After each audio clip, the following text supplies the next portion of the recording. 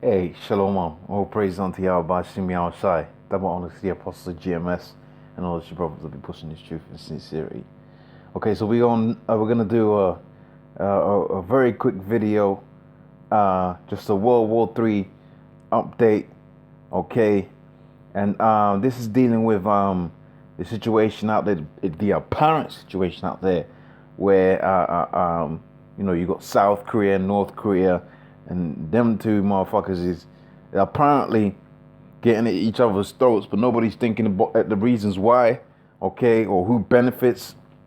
And these are the important questions to be asking, because once you figure out who benefits from those tensions, and you can clearly see that this whole thing is a farce. Okay, it's a pretend game, you know.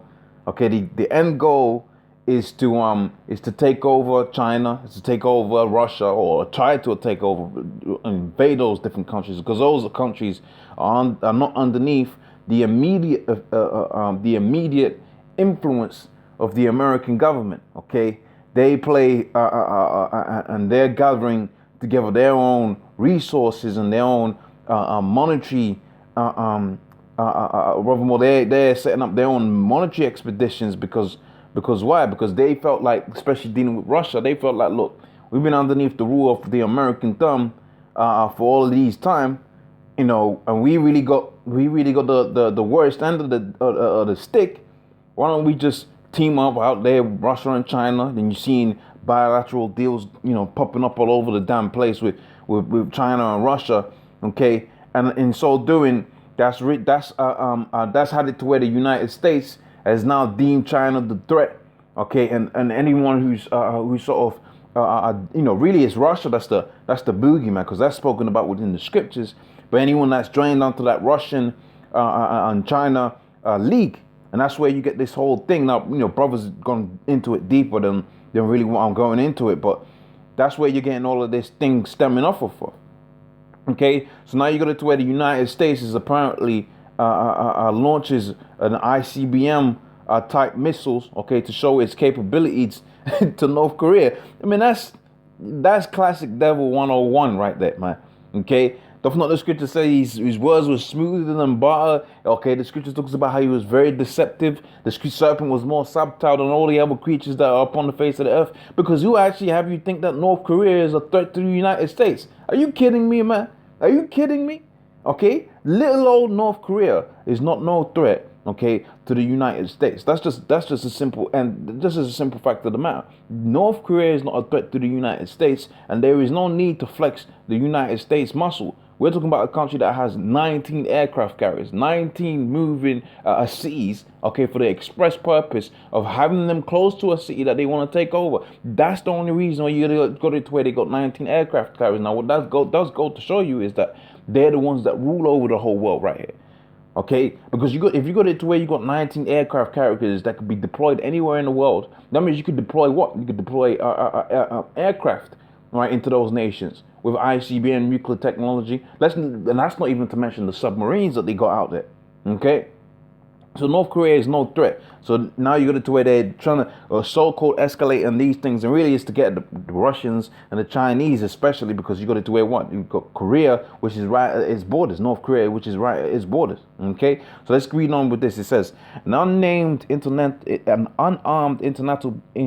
intercontinental ballistic missile has been launched from a U.S. Air Force base, right, in California, to ensure its effectiveness, readiness, and accuracy, right, and demonstrate national nuclear capabilities, according to the United States military. And like I said, what North Korea knows where they sit within the whole grand scheme of things. They know where they sit in the whole grand scheme of things, man. Okay, they know that they can't take up the American government, but you got it to where people are playing into this thing of North Korea as a threat, just like how you had it to where Assad was a threat. Now look at Syria.